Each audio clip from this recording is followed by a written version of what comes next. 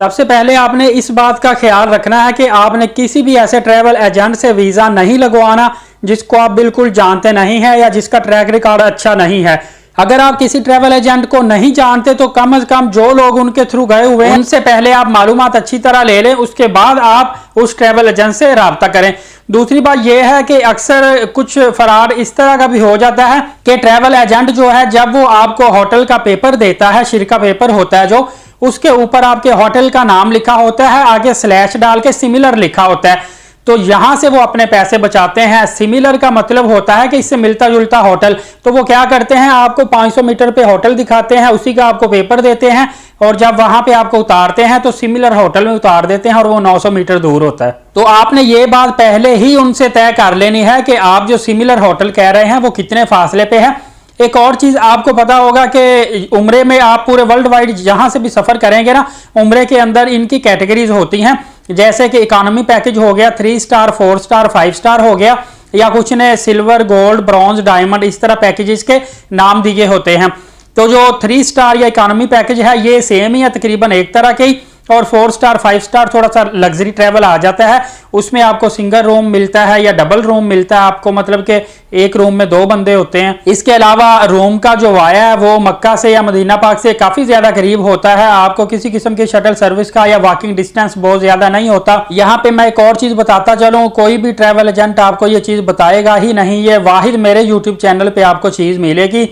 वो ये है कि जब आपको बताते हैं ना कि आपको हम होटल से 500 मीटर दूर रहाइश दे रहे हैं, तो आप अंदाजा करें कि वो जो मक्का पाक की बाउंड्री है ना, जहां से हदूद शुरू होती है, वो वाया वहां तक का कंसीडर करते हैं। हालांकि मक्का पाक की बाउंड्री जहां से शुरू होती है वहां से खाना काबा के अंदर मुताफ वाली जगह पे जाते जाते ही 400 मीटर या 500 मीटर ट्रेवल बन जाता है, वो कोई कंसीडर ही नहीं करता। मेरे कहने का मकसद सिर्फ ये है कि अगर आपको कोई होटल वाला रहाइश देता है 500 मीटर पे, मेरे ख्याल से जिन्होंने उम्रा किया हुआ उनको अच्छी तरह पता है कि मक्का पाक की बाउंड्री से कबूतर चौक जो है ना वहां पे जाके 500 मीटर बनता होगा। पीछे आगे मक्का पाक में पीछे जो कुबरी आ जाती है ना वो तकरीबन 1000 मीटर पे चली जाती है, कुबरी के अंदर 1000 मीटर चला जाता है, इससे भी बाहर निकल जाएंगे तो वो 1200-1300 मीटर पे फिर तो शटल सर्विस ही है। बाकी कौन आधे घंटे में पैदल चल के आए और फिर आगे मक्का पाक की हदूद के अंदर फिर 10-15 मिनट सफर करे फिर जाके, ये तो फिर नमाज से कोई पौना घंटा पहले निकलेंगे, फिर आप बड़ी मुश्किल से जाके वहां पे पहुंचेंगे। तो यहाँ पे मेन बात यही हो रही थी कि होटल का नाम लिख देते हैं, आगे सिमिलर होटल जब डालते हैं ना तो सिमिलर होटल के खाते में आपको जब डाल देते हैं फिर आप लोग फंस जाते हैं। और चीज़ है जिसमें ट्रैवल एजेंट की गलती नहीं होती, शिरका वालों की गलती होती, वो ये है कि जब हम जद्दा से आते हैं ना तो वो हमें होटल तक पहुंचाने की बजाय हमें कहीं रास्ते में ही उतार देते हैं बस वाले, उसमें शिरका की गलती होती है। उनकी भी गलती क्या, उनको अलाउ ही नहीं होता आगे जाना, या वो क्या करते हैं कि बस में अब हर बंदे का तो होटल डिफरेंट किस्म का होता है, किसी को इधर उतार दिया, किसी को उधर उतार दिया, किसी को वहां पे उतार दिया, तो ये चीज होती है, ये शिरका वाले जो है इनको अलाउ नहीं होता। इसके अलावा जो आगे छोटी छोटी गलियों में होटल काफी ज्यादा दूर होते हैं, वहां पे गाड़ी तो जा नहीं सकती, इसी वजह से जो शिरका वाले होते हैं वो आपको वहीं से ही एड्रेस बता देते हैं, आपको जाना पड़ता है। सबसे ज्यादा मुश्किल पेश आती है जब हम जद्दा से जाते हैं तो वो हमें होटल से बहुत ज्यादा पीछे उतार देते हैं गाड़ी वाले, और वहीं से हमें दोबारा टैक्सी लेनी पड़ती है, सामान सारा निकालना पड़ता है, फिर उसको लोड करना पड़ता है टैक्सी में, और एक्सपेंस हमारा अलग से हो जाता है। एक बात जान लीजिए, अगर आपने इकोनॉमी पैकेज लेना है तो डेफिनेटली सस्ता पैकेज है, आप अपने पैसे बचा रहे हैं, तो आपको 2 में से एक चीज पे कंप्रोमाइज करना पड़ेगा, या ट्रैवल पे या सर्विसेज पे। या आपको सफर अच्छा नहीं मिलेगा या आपको सर्विसेज अच्छी नहीं मिलेगी। सर्विसेज अच्छी से मुराद 2 ही चीजें हैं कि या तो जो हमारे होटल रूम होगा वहां का स्टाफ अच्छा नहीं होगा, या वहां का होटल अच्छा नहीं होगा, रूम अच्छे नहीं होंगे, वॉशरूम गंदा होता है, कमरे गंदे होते हैं, बेड जो है बेड शीट्स जो है वो गंदी होती हैं, धुली नहीं होती, इस तरह के इश्यूज आ जाते हैं। लेकिन आपने अगर ट्रैवल करना है तो आपको परेशानी तो आएगी, सफर कहीं भी करेंगे आपको परेशानी मुश्किलात आती हैं, तो इसीलिए सब्र व अमल का मुजाहिरा करना चाहिए।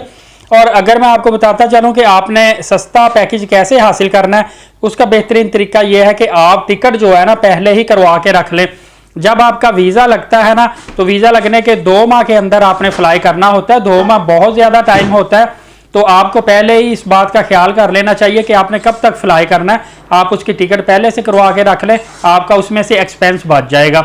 इसके अलावा वीज़ा भी आप अगर लगवा लेते हैं टाइम से, वीज़े का तो इशू नहीं होता, उसकी तो फीस सेम होती है। बाकी आपने वहाँ खाना पीना जो होता है, थोड़ा सा बजट आप खा पी लिया करें मुनासिब सा, वो तो आपने अपनी मर्जी का खाना होता है। ट्रैवल आपका पैकेज के अंदर ही होता है। इसके साथ साथ जद्दा से मक्का, मक्का से मदीना, फिर मदीना से मक्का पाक और फिर मक्का पाक से वापस जद्दा, जहाँ पे एयरपोर्ट है वहाँ पे हुजाज टर्मिनल या जहाँ पे भी आप जाते हैं, वो सारा पैकेजेस के अंदर शामिल होता है। तो वो आपको एक बजट ट्रैवल मिल जाता है।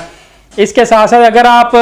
ट्रैवल करते हैं इकोनॉमी या 3 स्टार में, उसका एस्टिमेटेडली आपका एक्सपेंस इन दिनों में मतलब फरवरी 2023 के अंदर आपका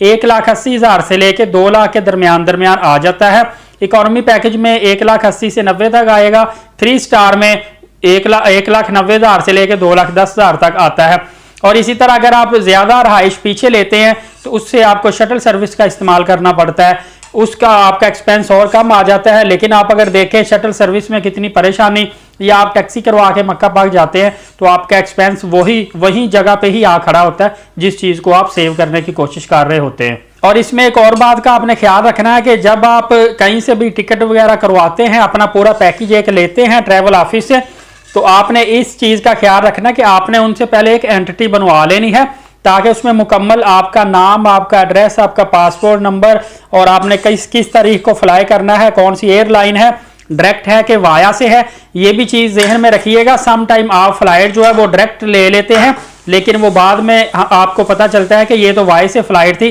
कनेक्टिंग फ्लाइट थी, तो बड़ी परेशानी बन जाती है उसमें। इस चीज़ का आपने ख्याल रख लेना। दूसरा, आप इसकी एक डिमी एंटिटी बनवाएंगे ना, तो उसमें किसी किस्म की भी गलती जो होगी उसकी गुंजाइश निकल आएगी। अगर कोई मसला होता है तो वो उसको आप मिस्टिगेशन करेक्शन करवा सकते हैं, इस चीज़ का आपको फ़ायदा हो जाएगा। इसीलिए पहले आप इसको एक टेम्परेरी तौर पे बनवा के पूरा प्लान देख लें, चेक कर लें, बाद आप दोबारा प्रॉपर तौर पे पैकेज को हासिल करें। ये थी जी आज की मालूमात। अगर आपको कोई और मज़ीद सवाल पूछने हो तो आप कमेंट्स कर सकते हैं। इसके साथ इजाज़त दीजिए, बहुत शुक्रिया, अल्लाह हाफिज़।